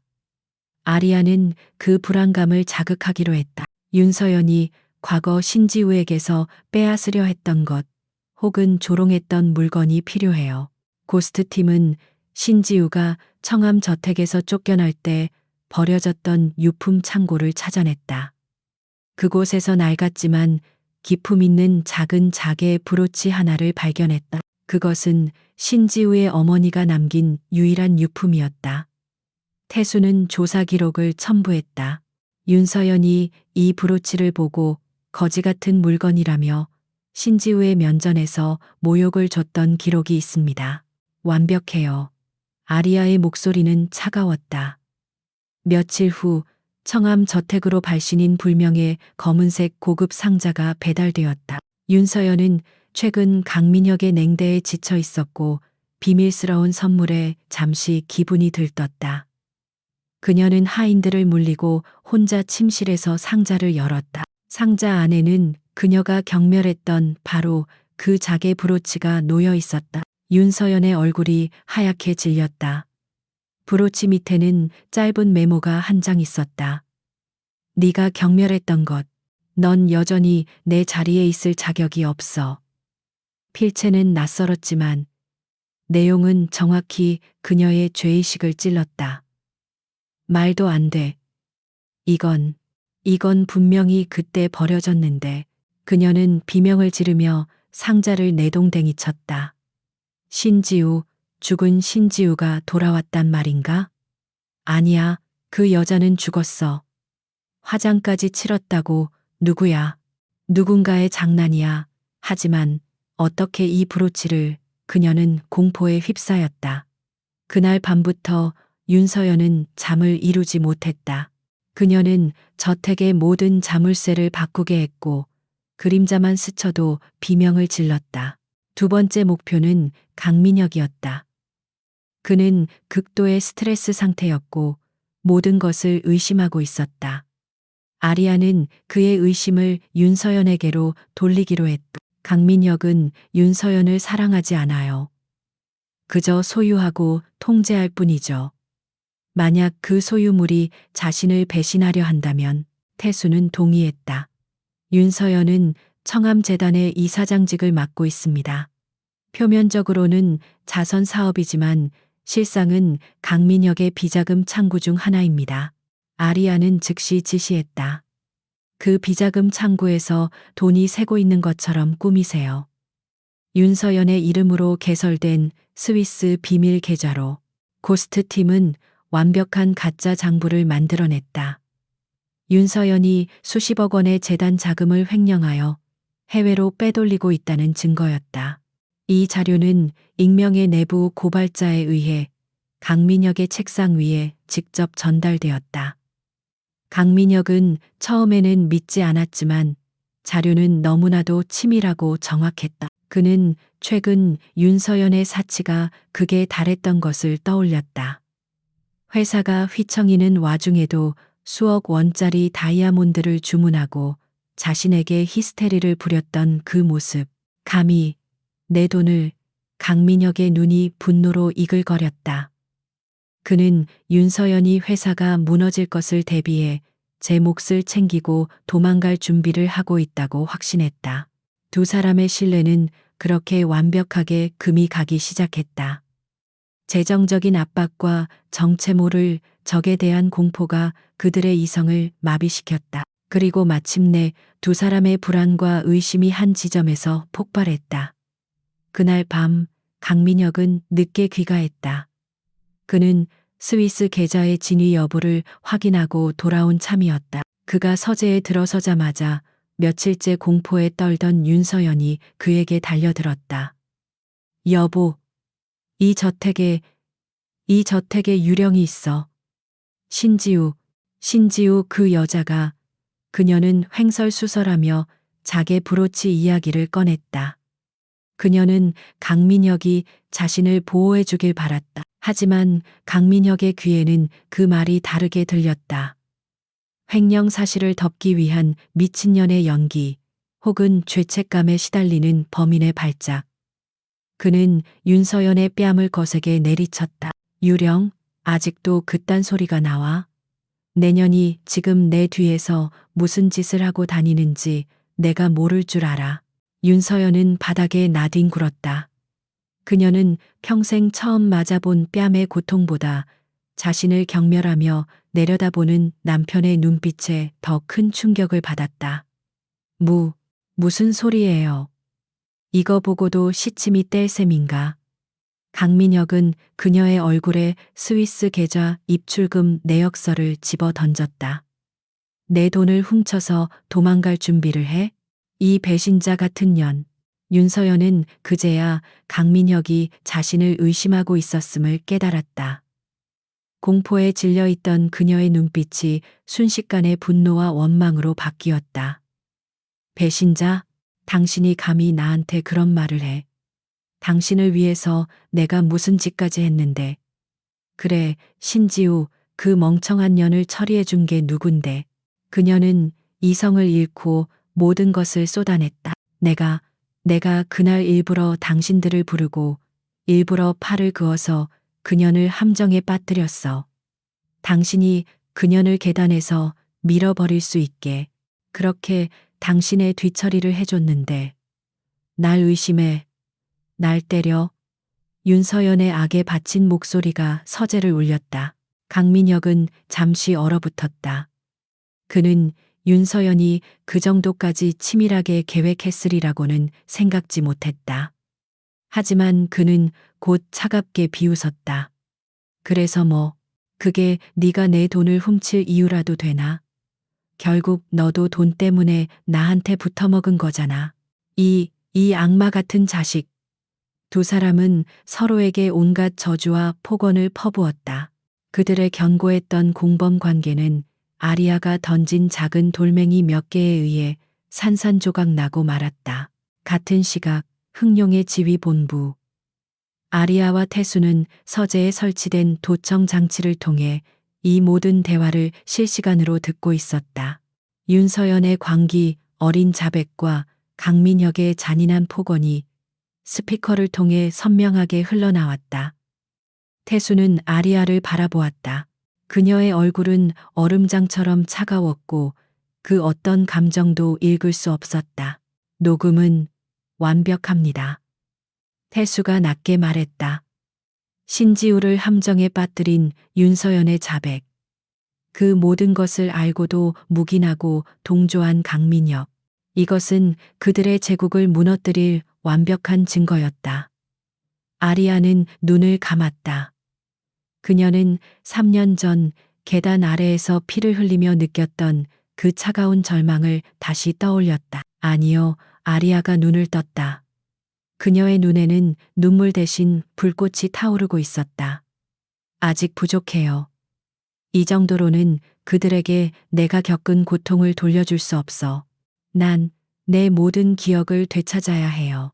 그리고 내 두 눈으로 그들이 내 앞에서 무너지는 걸 봐야겠어요. 청암그룹은 침몰 직전의 난파선이었다. 강민혁은 사방에서 조여오는 부채의 압박과 골드드래곤 캐피탈이라는 보이지 않는 적의 공세에 질식해가고 있었다. 주가는 바닥을 쳤고 이사진은 그의 리더십을 의심하기 시작했다. 윤서연과의 관계는 이미 회복 불가능할 정도로 망가져 저택은 두 개의 얼음 왕국처럼 분리되었다. 바로 그때 그를 유일하게 압박하던 골드 드래곤 캐피탈에서 예상치 못한 제안이 왔다. 긴급 자금 수혈 및 경영권 방어 지원.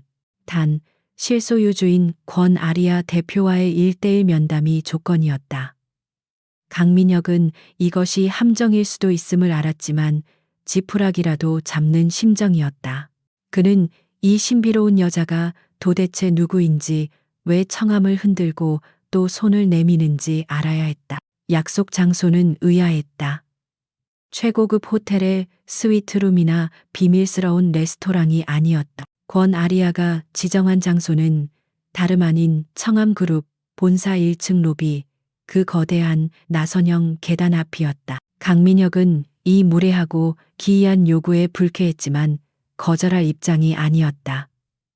그는 로비의 보안을 강화하고 약속 시간 초조하게 그녀를 기다렸다. 그날따라 로비는 이상하리만치 고요했다. 아리아는 권태수와 함께 검은색 방탄세단을 타고 도착했다. 그녀는 머리부터 발끝까지 완벽하게 계산된 권위로 무장하고 있었다. 그녀의 검은색 정장은 갑옷처럼 단단해 보였고 높은 스틸레토 힐 소리가 대리석 바닥에 울릴 때마다 강민혁의 신경을 긁었다. 태수는 그림자처럼 그녀의 반보 뒤를 따랐다. 강민혁 회장, 직접 보니 생각보다 더 절박해 보이시네요. 아리아가 먼저 입을 열었다. 그녀의 목소리는 차갑고 낭낭하게 울렸다. 그녀는 3년 전 자신이 피를 흘렸던 바로 그 대리석 바닥 위에 서 있었다. 이 공간에 들어선 순간부터 알 수 없는 현기증과 이명이 그녀를 괴롭혔지만 그녀는 강철 같은 의지로 그것을 억눌렀다. 강민혁은 그녀의 오만한 태도에 분노가 치밀었지만 애써 미소를 지었다. 권아리아 대표, 만나서 반갑습니다. 당신의 제안은 파격적이더군요. 하지만 당신의 의도를 모르겠습니다. 왜 청함을 도우려는 겁니까? 그는 이 젊고 아름다운 여자의 속내를 파악하려 했었다. 그녀의 눈은 너무 깊어서 아무것도 읽을 수 없었다. 아리아는 그의 질문에 대답하는 대신 천천히 로비를 둘러보았다. 그녀의 시선이 거대한 나선형 계단에 머물렀다. 이 계단, 참 인상적이네요. 웅장하지만 누군가 굴러떨어지기라도 하면 끔찍할 것 같아요. 그렇지 않나요? 그녀의 말에는 뼈가 있었다. 강민혁의 안색이 미세하게 굳었다. 3년 전 그날의 기억이 떠올랐지만 그는 애써 무시했다. 그날 일은 불행한 사고였습니다. 강민혁이 자신도 모르게 변명하듯 말했다. 그는 왜 이 여자 앞에서 3년 전 그 일을 언급하는지 이해할 수 없었다. 아리아는 그런 그를 바라보며 차갑게 미소 지었다. 사고라 정말 그렇게 생각하세요? 본론으로 들어가지, 권 대표, 장난칠 시간 없소. 강민혁이 목소리를 낮췄다. 그는 이 여자가 자신의 신경을 건드리고 있음을 깨달았다. 당신이 원하는 게 뭡니까? 청함의 지분, 아니면 당신의 모든 것. 아리아가 그의 말을 잘랐다. 그녀는 그에게 한 걸음 다가섰다. 그녀의 눈빛은 이제 그가 감당할 수 없을 만큼 날카로웠다.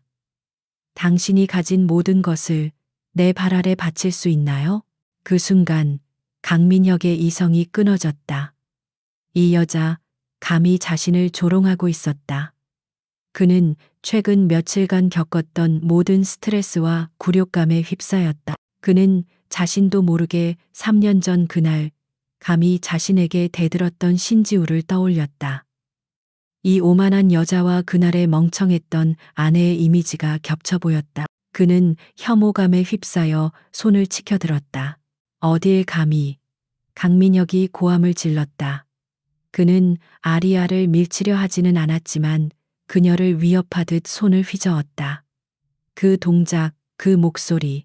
3년 전 자신을 계단 아래로 밀어버렸던 바로 그 남편의 모습이었다. 어딜 감히, 내까짓게 감히 서연이를 해쳐? 당장 내 눈앞에서 사라져. 쨍그랑 아리아의 머릿속에서 마지막 방어벽이 깨지는 소리가 났다. 강민혁의 그 한마디, 그 경멸 어린 손짓이 굳게 닫혀있던 기억의 문을 폭파시켰다. 칠흑했던 과거가 거대한 해일처럼 그녀의 의식을 덮쳤다. 결혼 생활의 모든 굴욕, 시어머니의 경멸, 하인들의 무시, 그리고 그날 밤, 빗소리, 윤서연의 비열한 미소, 팔을 긋던 유리 조각, 지우 씨가 날, 내 뱃속의 아이를, 모든 것이 거짓이었다. 자신을 믿어주지 않았던 남편. 그게 정말 내 아이라는 보장은 있나? 그리고 계단, 자신을 밀치던 강민혁의 무표정한 손길, 쿵, 쿵, 쿵, 끔찍한 고통, 대리석 바닥의 차가운 감촉, 다리 사이로 쏟아지던 뜨거운 피. 아가야, 안 돼. 아가야, 그녀의 뱃속에서 사라져간 작은 생명. 그 모든 고통과 상실감, 배신감이 단 1초 만에 그녀의 전 존재를 관통했다. 신지우의 모든 기억이 돌아왔다. 아리아, 아니, 신지우는 비틀거렸다. 그녀는 숨을 쉴 수 없었다. 억겁의 시간 동안 응축된 슬픔과 분노가 그녀의 심장을 터뜨릴 것 같았다. 권태수가 그녀가 쓰러지기 직전 재빨리 그녀의 팔을 붙잡았다. 아가씨, 그의 눈에는 당혹감이 어렸다. 계획보다 훨씬 빠르고 격렬한 반응이었다. 강민혁은 아리아의 급격한 변화에 당황했다. 방금 전까지 자신을 압도하던 여자가 갑자기 유령이라도 본 듯 창백하게 질려 있었다. 왜 그러시오, 권 대표? 어디 안 좋소? 그는 자신이 무슨 짓을 했는지 전혀 알지 못했다. 그는 그저 이 상황을 수습하고 싶을 뿐이었다. 지우는 눈을 감았다. 뜨거운 눈물이 뺨을 타고 흘러내렸다. 잃어버린 아이를 위한, 억울하게 죽어간 자신을 위한 눈물이었다. 하지만 그것도 잠시, 그녀는 천천히 눈을 떴다. 그녀의 눈동자에서 모든 혼란과 고통이 사라지고 그 자리에는 시베리아의 동토보다 더 차가운 모든 것을 얼려버릴 듯한 증오만이 남았다. 그녀는 태수의 팔을 밀어내고 똑바로 섰다. 그녀는 더 이상 권 아리아가 아니었다.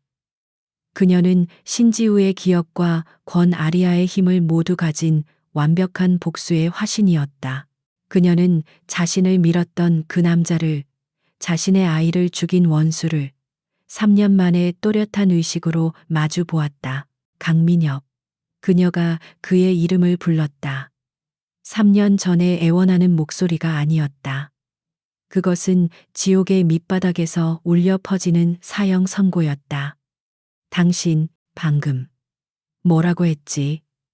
강민혁은 그녀의 눈빛에 압도되어 자신도 모르게 뒷걸음질 쳤다. 그는 자신이 거대한 덫의 마지막 단계에 발을 들였음을 깨달았다. 방금 뭐라고 했지? 신지우가 얼음장 같은 목소리로 되물었다. 그녀의 시선은 더 이상 권 아리아의 협상가적인 눈빛이 아니었다. 그것은 3년 전 이 차가운 대리석 바닥에서 피를 흘리며 죽어가던 한 여자의 원한 그 자체였다. 그녀는 강민혁의 영혼을 꿰뚫어 보고 있었다. 강민혁은 생전 처음 느껴보는 공포에 휩싸였다. 이 여자의 눈빛, 너무나도 낯설었지만 동시에 끔찍할 정도로 익숙했다. 당신, 도대체 누구야? 그는 자신도 모르게 한 걸음 물러섰다. 그의 등 뒤로 그가 3년 전 아내를 밀어버렸던 바로 그 계단에 차가운 난간이 닿았다. 기억 안 나, 여보? 지우가 입술을 비틀며 웃었다. 여보라는 단어가 강민혁의 고막을 칼처럼 찔렀다. 비가 아주 많이 오던 밤이었지. 그녀는 천천히 그에게 다가갔다. 스틸레토 힐소리가 로비 전체를 울렸다. 당신의 정부는 팔에 피를 흘리고 있었고 난 당신에게 애원했어. 내 말을 믿어달라고. 우리 아기를 봐서라도. 강민혁의 얼굴이 백지장처럼 하얗게 질렸다. 너는 그는 말을 잇지 못했다. 이 이야기는 그와 윤서연 그리고 죽은 신지우만이 아는 비밀이었다. 어떻게 이 여자가 그리고 당신은 말했지. 그게 정말 내 아이라는 보장은 있나? 지우는 그의 목소리를 완벽하게 흉내냈다. 닥쳐, 닥쳐. 강민혁이 귀를 막으며 소리쳤다. 넌 누구야? 어디서 그딴 헛소리를. 그리고 마지막으로 날 밀었어. 지우가 그의 바로 앞에 섰다. 그녀의 손가락이 3년 전 그가 자신을 밀었던 바로 그 지점, 그의 가슴을 가리켰다. 바로 이 손으로, 이 차가운 대리석 바닥으로, 바로 그때였다. 여보, 이게 무슨 소란이에요? 로비 입구에서 날카로운 목소리가 들려왔다. 윤서연이었다. 강민혁과의 면담이 길어지고 분위기가 심상치 않다는 비서의 연락을 받고 불안한 마음에 한달음에 달려온 것이었다. 그녀는 남편을 압박하고 있는 낯선 여자와 그녀의 뒤에 그림자처럼 서 있는 권태수를 보고 상황을 직감했다. 당신 골드 드래곤이구나. 감히 내 남편에게 무슨 짓이야. 윤서연이 기세등등하게 소리치며 다가왔다. 지우는 천천히 그녀를 돌아보았다. 모든 기억이 돌아온 지금 저 뱀 같은 여자의 얼굴을 보니 역겨움이 치밀어 올랐다. 윤서연 씨, 오랜만이네. 윤서연은 그 목소리에 걸음을 멈췄다. 뭐, 팔에 그은 상처는 다 나았나 봐? 연기하느라 꽤 아팠을 텐데. 지우가 차갑게 미소 지었다.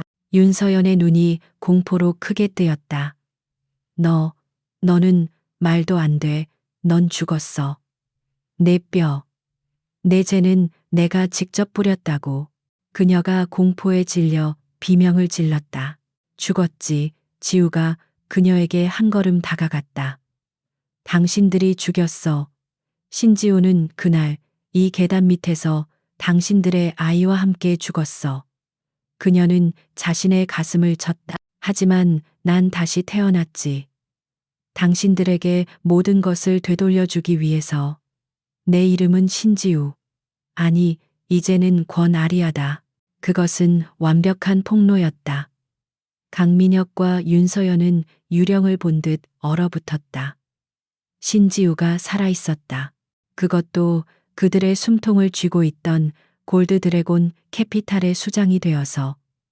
모든 것이 퍼즐처럼 맞춰졌다. 해진 바이오 사태, 채권 압박, 그리고 그들의 사이를 이간질했던 그 모든 일들이 거짓말. 증거 있어? 윤서연이 마지막 발악을 했다. 네가 신지우라는 증거가 어디 있어? 증거? 지우가 비웃었다. 그녀는 뒤에 서 있던 태수에게 고갯짓했다. 태수는 말없이 주머니 속에 리모컨을 눌렀다. 로비의 거대한 미디어 월 스크린이 일제히 켜졌다. 잠시 후 스피커를 통해 찢어지는 듯한 여자의 목소리가 울려 퍼졌다. 그래, 신지우. 그 멍청한 년을 처리해 준 게 누군데. 내가 그날 일부러 당신들을 부르고 일부러 팔을 그어서 그년을 함정에 빠뜨렸어. 당신이 그년을 계단에서 밀어버릴 수 있게. 윤서연이 며칠 전 강민혁의 서재에서 내뱉었던 광기 어린 자백이었다. 그녀의 얼굴에서 핏기가 완전히 가셨다. 강민혁 역시 자신의 잔인한 목소리가 이어지는 것을 들으며 망연자실했다. 그래서 그게 네가 내 돈을 훔칠 이유라도 되나? 그들의 추악한 대화가 로비 전체를 가득 메웠다. 그리고 쾅, 로비의 정문이 열렸다. 하지만 들어온 것은 강민혁의 보안 요원들이 아니었다. 수십 명의 기자들이 카메라 플래시를 터뜨리며 밀물처럼 쏟아져 들어왔다. 그들의 뒤를 이어 권태수가 미리 연락해둔 중앙지검 특수부 검사들과 경찰 병력이 들이닥쳤다. 이게 다 무슨. 강민혁은 이 완벽하게 짜인 함정에 갇혔음을 깨달았다. 모든 것이 끝이었다. 기자들의 카메라가 이 모든 광경을 생중계하고 있었다. 청암그룹 회장 부부, 전 부인, 살인 미수 및 태아 살해 혐의. 강민혁 씨, 윤서연 씨, 검사가 앞으로 나서며 체포영장을 내밀었다. 신지우 씨에 대한 살인 미수 및 사체 유기 교사, 태아 살해 혐의로 두 분을 긴급 체포합니다. 경찰들이 다가와 두 사람의 팔을 꺾어 수갑을 채웠다. 안 돼, 난 아니야. 윤서연이 미친 사람처럼 발버둥 쳤다. 그녀는 모든 것이 끝났음을 깨닫고 강민혁에게 달려들었다. 다 이 사람 때문이야. 이 악마가 날 시켰어. 난 그냥 사랑받고 싶었을 뿐이야. 이 남자가 신지우를 밀라고 했어. 이 미친년이. 강민혁 역시 이성을 잃었다. 그는 자신을 배신한 아내를 향해 으르렁거렸다. 네가 다 꾸민 짓이잖아. 네가 그년을 함정에 빠뜨렸잖아. 난 그냥 내가 만든 쓰레기를 치웠을 뿐이야. 두 사람은 수갑을 찬 채로 서로의 머리채를 잡고 욕설을 퍼부으며 바닥을 뒹굴었다. 그것은 대한민국 재계 서열 1위 부부의 가장 추악하고 비참한 종말이었다. 모든 카메라가 그들의 추태를 남김없이 담았다. 지우는 그 광경을 3년 전 그들이 자신을 내려다보던 바로 그 계단 위에서 차갑게 내려다보고 있었다. 경찰들에 의해 질질 끌려나가던 강민혁이 마지막으로 고개를 들었다. 그의 눈이 계단 위에 선 지우와 마주쳤다. 그녀의 눈에는 승리감이나 기쁨은 없었다.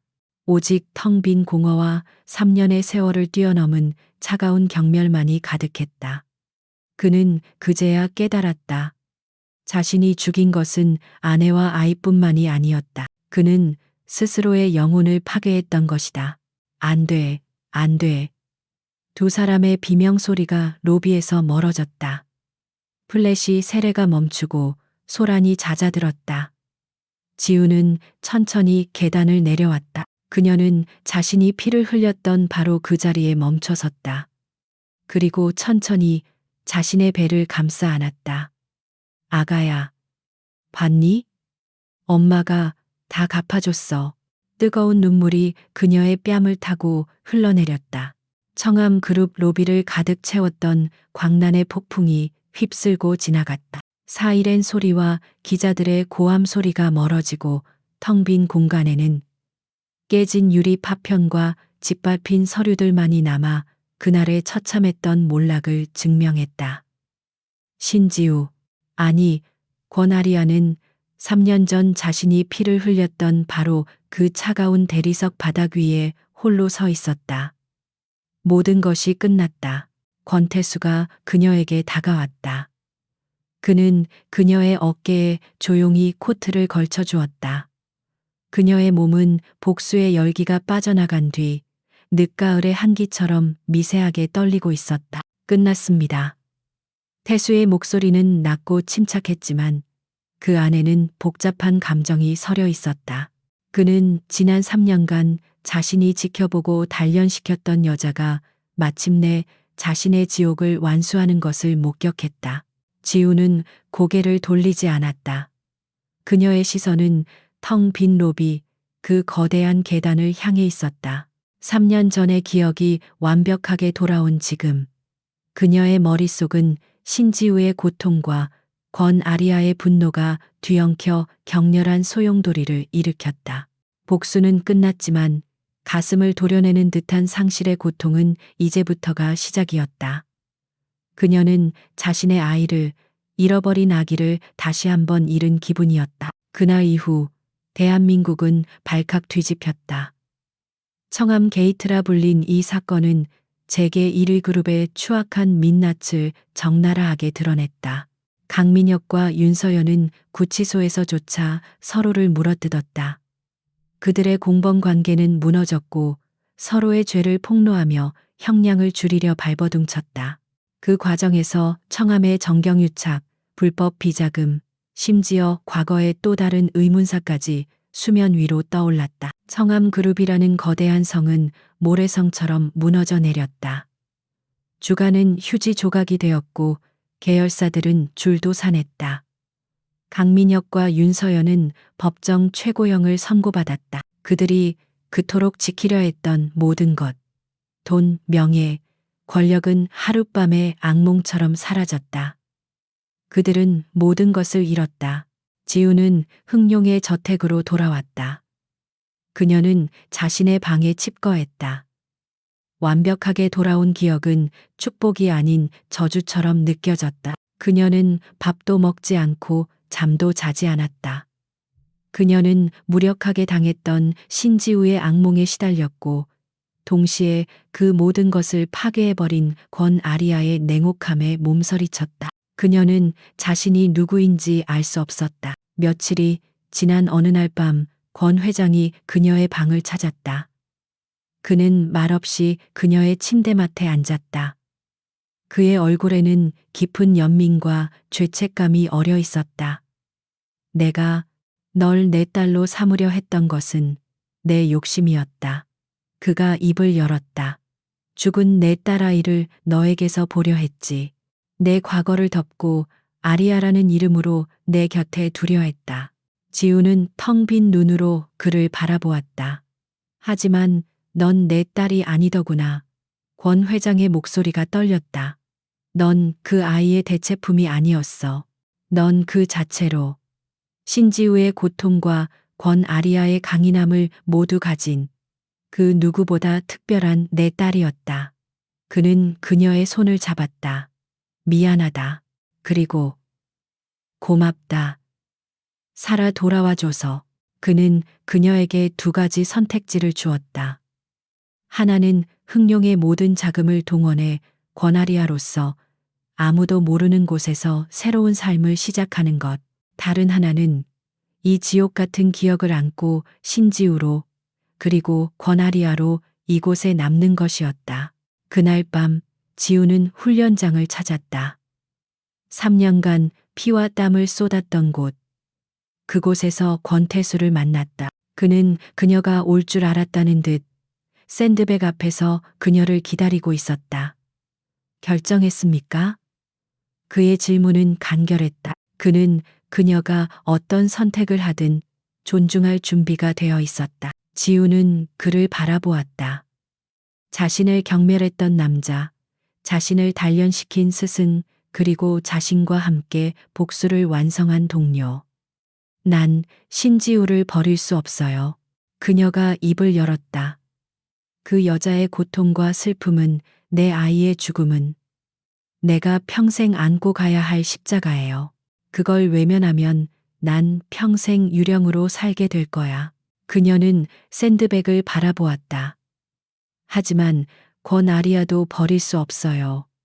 이 힘, 이 냉철함. 이게 없었다면 난 진실을 밝히지 못했을 거예요. 난 둘 다예요. 신지우이자 권아리아. 약했지만 선했던 여자와 강하지만 상처 입은 여자. 태수는 말없이 고개를 끄덕였다.